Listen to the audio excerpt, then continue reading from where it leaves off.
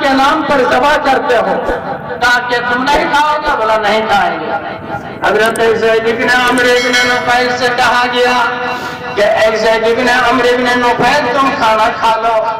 تو حضرت زید نے کہا کہ ارے بیوقوف، ارے گدھا سنو، تمہاری کھوپڑی میں عقل نہیں، تمہاری طرح ناسمجھ، تمہاری طرح بے عقل، تمہاری طرح گدھا اور کون ہے کہ جس ذات نے بکری کو پیدا کیا، جس ذات نے بکری کے لیے گھاس زمین کے اندر اگائی، جس ذات نے اس بکری کے جسم کے اندر خون کو دوڑایا، جس ذات نے اس بکری کے گوشت سے پہلے ہڈی کے اوپر گوشت کو چڑھایا، اس کے نام پر تم ذبح نہ کر کے تم غیر اللہ کے نام پر ذبح کر رہے ہو، جبکہ اس وقت کوئی نبی نہیں، کوئی مدرسہ نہیں، کوئی قرآن نہیں۔ حضرت زید بن عمرو بن نفیل نے بھی اسی طرح کا جواب دیا کہ میں نہیں کھاؤں گا، میں نہیں کھاؤں گا تمہارا گوشت۔ آخر مکہ چھوڑ کر ملک شام چلے گئے۔ بڑی لمبی حدیث ہے، تقریباً 1 صفحہ۔ ملک شام گئے، ملک شام میں 2 آدمی سے ملاقات، ایک یہودی کے عالم سے اور ایک نصرانی کے عالم سے۔ دونوں عالم نے مشورہ دیا کہ خبردار، یہودی مذہب قبول مت کرو، نصارہ کا مذہب قبول مت کرو، ورنہ تم پر لعنت ہوگی اور اللہ کا غضب ہوگا۔ تو اس وقت زید بن عمرو بن نفیل نے کہا تھا کہ اسی شرک اور اسی لعنت اور اسی غضب سے بچنے کے لیے تو ہم مکہ سے ملک شام آئے ہیں۔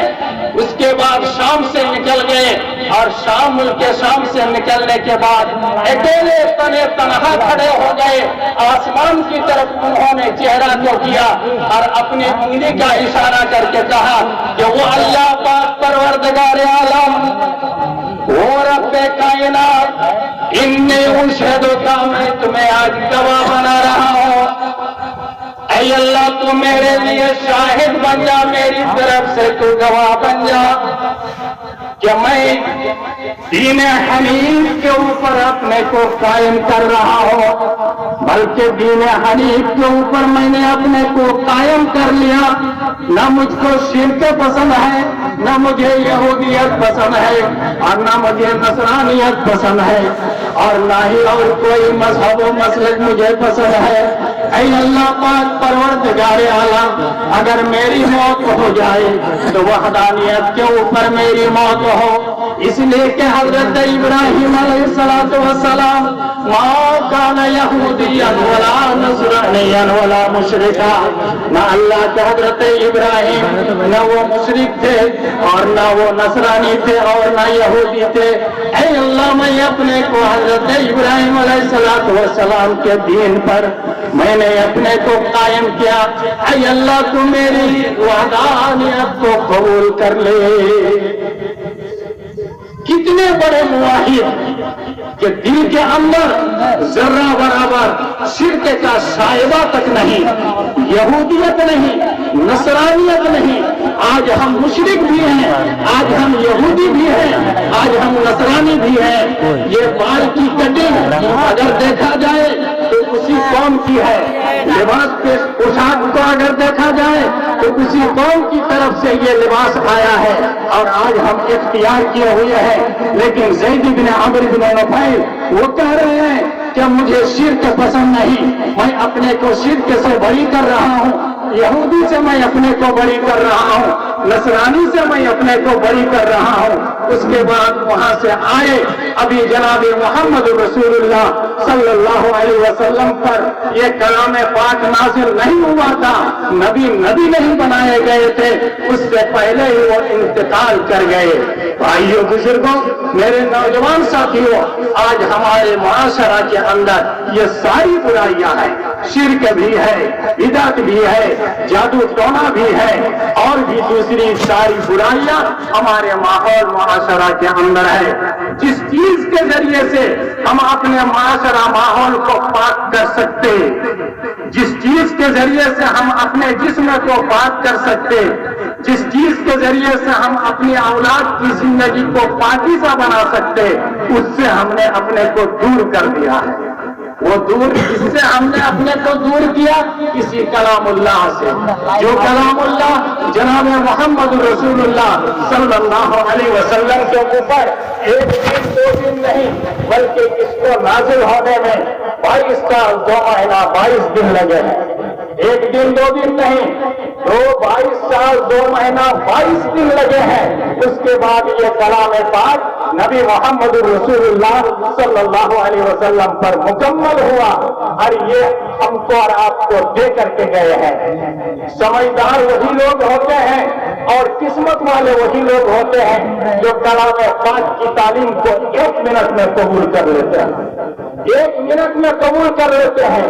یہ سامنے بیٹھا ہے 12 سال کا ایک چھوٹا سا بچہ، 12 سال کا ایک چھوٹا سا بچہ، نبی کی خدمت کرنے والا ایک بچہ تھا 12 سال کا، جو یہودی بچہ تھا۔ بخاری کی حدیث ہے، حضرت انس رضی اللہ تعالیٰ عنہ راوی ہیں۔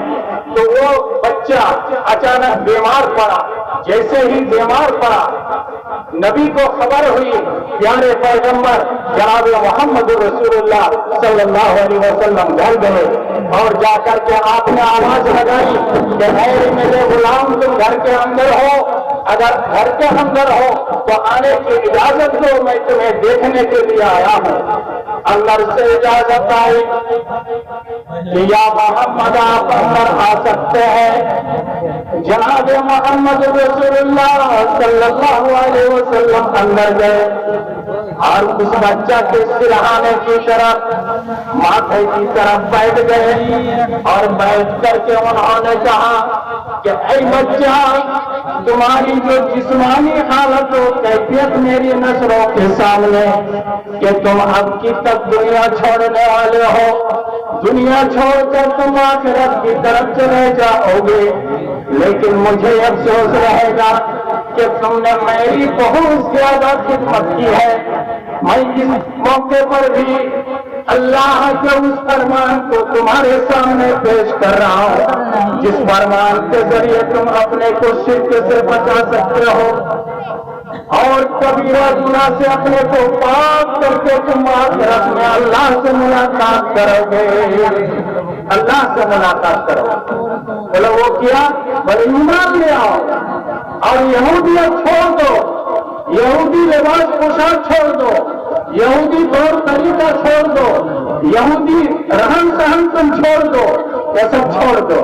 جیسے ہی بولا تو وہ بچہ اس روم کے اندر بچے کا باپ بھی بیٹھا ہوا تھا، ایسے کرتے تھا اور جھانک کر کے باپ کی طرف دیکھ رہا ہے کہ کیا جواب دیں گے میرے ہوتے۔ باپ نے کہا کہ فرقے سے پار کر لیا، یہودی عقیدہ سے میں نے اپنے کو پار کر لیا، یہودی طور طریقہ سے میں نے اپنے کو پار کر لیا۔ اگر میں مر جاؤں تو ایمان کی حالت میں میری موت ہوگی، اگر میں دنیا سے گزر جاؤں